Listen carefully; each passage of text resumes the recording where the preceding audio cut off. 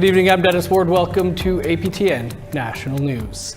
A First Nation in British Columbia says it's outraged over the way the RCMP handled a suicide call last week. Leaders of the Williams Lake First Nation say what should have been a call for help resulted in a band member dying by suicide. As Sarah Connors tells us, the family and the community want a public inquiry. A call for help placed by the family of a man to Williams Lake RCMP on July 10th has ended with his death. The Williams Lake First Nation and Union of BC Indian Chiefs held a press conference regarding the death of Rojan Alphonse. Alphonse was a member of the First Nation and described as a loving father of four. According to the Independent Investigations Office of BC, police responded to a report of a man alleged to be in distress and in possession of weapons at a residence.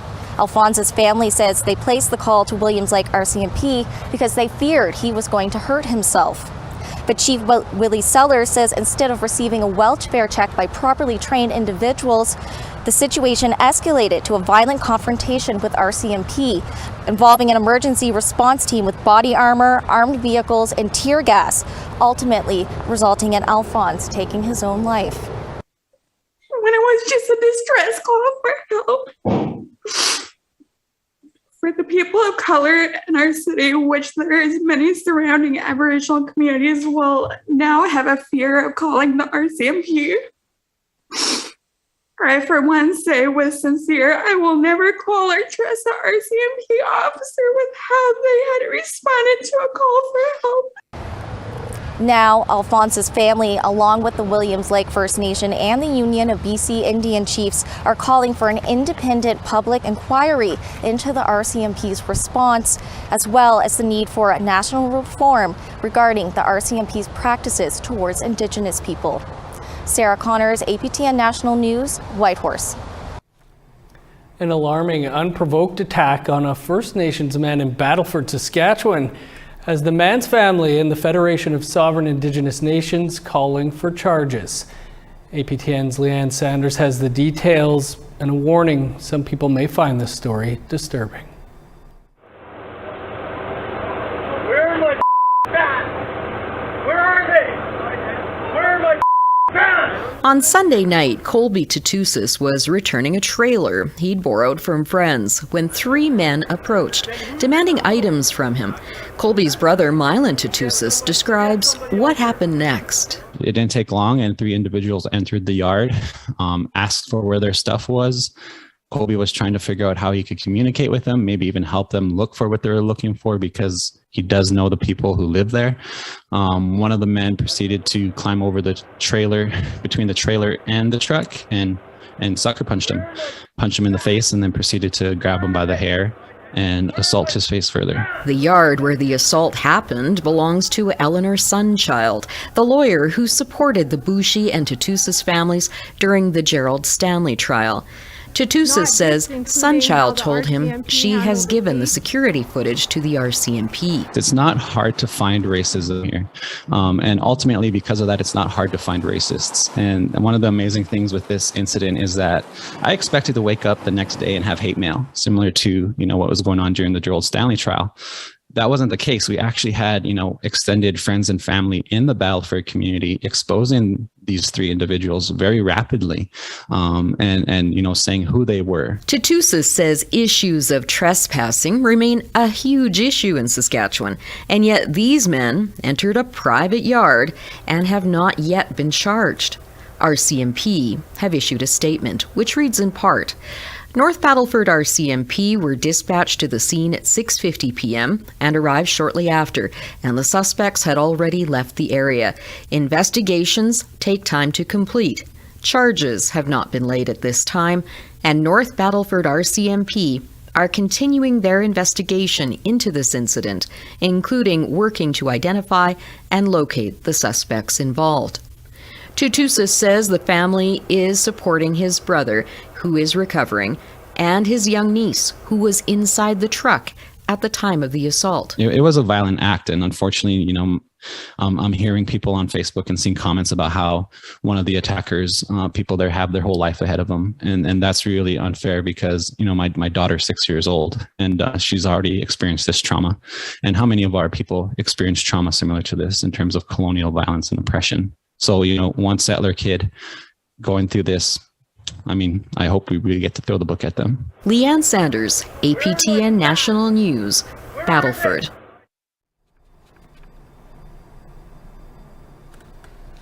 To the east coast now, and a Mi'kmaq fisherman was prepared to defend himself in a Digby, Nova Scotia courthouse on Tuesday. He's charged with violating the Fisheries Act, but the case has been adjourned until August 8th to set a new trial date. Matt Cope of the Millbrook First Nation says he was exercising his treaty right when fisheries officers seized Cope's 90 lobster traps almost 2 years ago.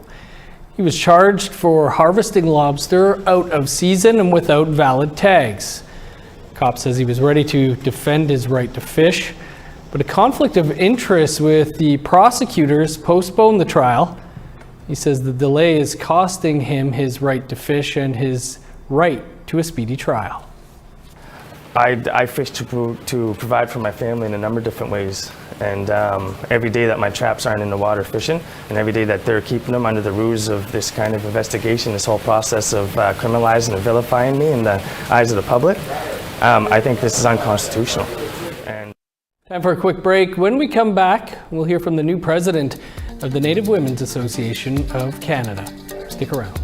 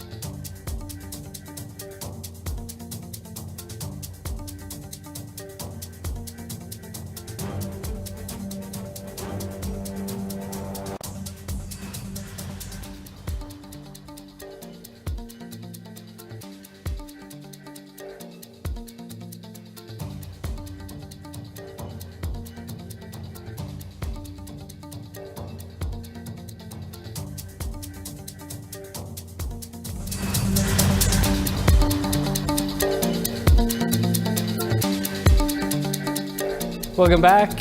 The Native Women's Association of Canada has a new president. Carol McBride was elected to the position at the organization's annual General Assembly this past weekend. APTN's Fraser Needham caught up with her at their new head office in Gatineau, Quebec. Carol McBride says she was approached to seek the presidency, and after consulting a friend, decided to go for it. And I had asked a very close friend of mine, I said, what should I do? And he told me that if I have something to give, that I had a responsibility to meet that. McBride replaces outgoing President Lorraine Whitman, who decided not to run again due to illness. The new NWAC president is no stranger to politics. She's a former chief and councillor of the Témiscamingue First Nation in northern Quebec, and a past Grand Chief of the Algonquin-Anishinaabe Nation Tribal Council. McBride says she plans to bring a consensus-building approach to her new role. The style that I want for this time is based on the 7 grandfather teachings, which some of them are respect, honesty, bravery, love. NWAC is the largest Indigenous women's organization in Canada, and McBride definitely has a priority as she settles into her new job. One of the things that I definitely want to work on is partnerships with our own members, our own PTMAs, the grassroots level. We need to work on that. Partnerships with the government as well. In a close vote, McBride beat out Lynn Canoris-Duck, chief of the Adams Lake First Nation. Fraser Needham, APTN National News, Ottawa. Last month, the U.S. Supreme Court decided to dismantle the federal government's power to reduce greenhouse gases, hindering the country's ability to fight climate change. Chief Dana T.J. Tram of the Woundut Quitchin First Nation in Old Crow says that could devastate northern communities. We spoke with the chief earlier. Chief Chiza Cham, thanks for being with us. Although this is a major environmental issue that's taking place in the States, you say this recent decision will impact Indigenous people in the U.S., Canada, and the Yukon where you live. Why is that? There are specific lenses that you can look through from broad to very specific. And I think this is a succession of very troublesome rulings coming out of the Supreme Court of the United States. In the same week, for instance, as Oklahoma versus Cortez, I believe, where the U.S. now has jurisdiction to prosecute on tribal lands within the United States, which is a major influx of jurisdictional powers, if you will. But in accompanying a ruling such as this, as West Virginia versus the United States, we now see that the major questions doctrine, which is cited as a fulcrum for this ruling, the first time ever in American history this document was used and cited by judges to justify a ruling. This is saying that the EPA does not have broad authority or broad discretion, if you will, in interpreting acts and enforcing regulations. This is coming from an administration that passed the Clean Air Act in 1970 that limited 70% of the pollution. We all know about acid rain in the 80s, as well as the ozone layer in the 90s, issues that we've come together as a planet to solve. And now we're watching the degradation of an agency's ability to enforce and interpret regulation in a time of climate change where we need it the most. So this has impacts across the world, but specifically as a partner and neighbor as Canada, this has implications, and what this could mean down the road, we have yet to see. Can you kind of explain how this recent decision will impact the Gwich'in people's efforts to protect the porcupine caribou herd? Right now, with major changes in the U.S. administration, from the Obama administration to the Trump administration back to the Biden administration, has created a very deep schism in American regulations and federal law. Obama came very close to protecting the Arctic National Wildlife Refuge, the calving grounds of the last largest land animal migration on Earth, the porcupine caribou. The Trump administration wrote into law that this wildlife refuge, one of its purposes was to produce oil and gas, which set itself up to fail and set its own system against itself. And now with the Biden administration coming back in, you can see the tangle and the cross wires being formed here. So with this ruling in conjunction overlaid on top of this intricate network of politics and law, how will this play out for our First Nation who has been here before either nation of Canada and the US living with the caribou? How will this affect our advocacy when we know that right now in law there is slated to be another lease sale within the sacred calving grounds in 2024? This is a very troublesome sign for us, a canary in the coal mine, if you will, of where America may be going from its highest law of the land, the Supreme Court, which I think is an important point because this did not come from the executive branch. This did not come from the president. This came from the Supreme Court, which also shows that now the American system is now fighting itself. Chief, good points there. Appreciate you taking some time. Obviously something to keep an eye on here. Yeah, this discussion is coming at a time where we have 51 Chinook salmon passing through our sonar station now, when our lands are changing and we really require a strong partner as Canadians to protect the resources that founded our country. So something that our entire country should be definitely keeping an eye on. Thank you. Time for another quick break. Still to come, we've got a profile of an all-Inuit circus company from Nunavik. Stay with us.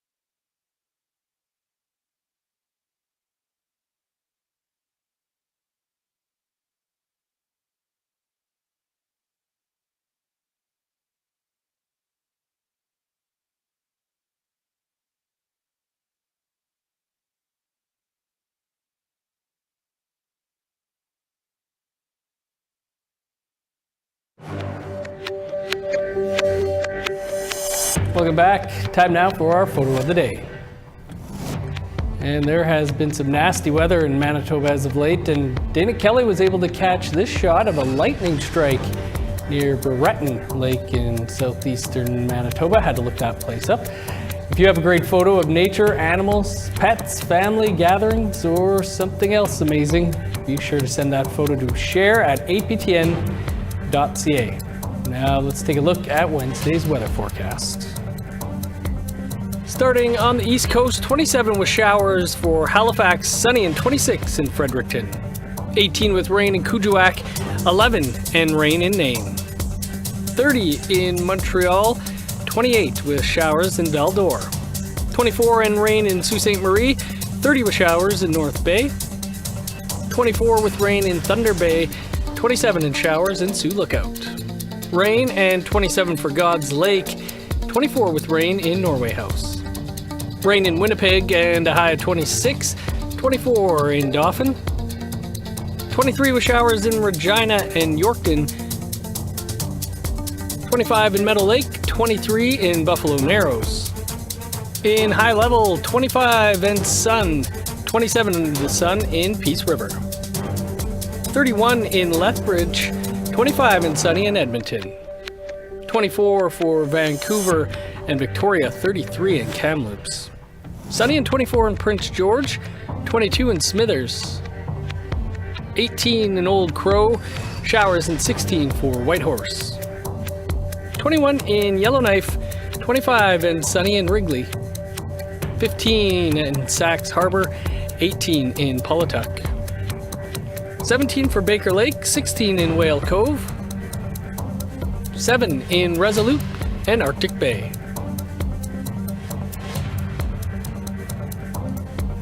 Sticking with the weather, it was a storm so powerful and so sudden, people thought it was a tornado, and it left a trail of destruction east of Medicine Hat, Alberta.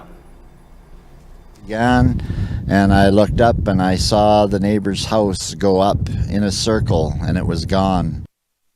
The storm tore through the area Sunday afternoon with peak wind gusts of over 90 kilometers an hour. Many residents are still without power. No one was seriously injured. Environment Canada is investigating the storm. Nearly 2,000 people from a First Nation community in northern Manitoba have been forced to flee their homes because of a nearby wildfire. The fire is about 23,000 hectares in size and is burning less than half a kilometer away from the community, about 700 kilometers north of Winnipeg in Matthias Colomb.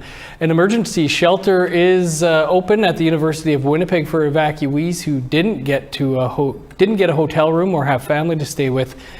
The Canadian Red Cross is working hard to ensure the evacuees have all the support they need. We'll make sure everybody has access to meals. And then any other personal supplies that might be needed, such as diapers, baby formula, or hygiene kits. And then beyond that, we also work with our partners to try to make sure people can access medical health if they need it, and also mental health. There are at least 45 fires burning in Manitoba right now. An Inuit circus troupe from northern Quebec has been wowing audiences in Montreal's Cabot Square recently to tell a story that's been passed down through the generations, complete with some very impressive acrobatics. Amelia Fournier has more.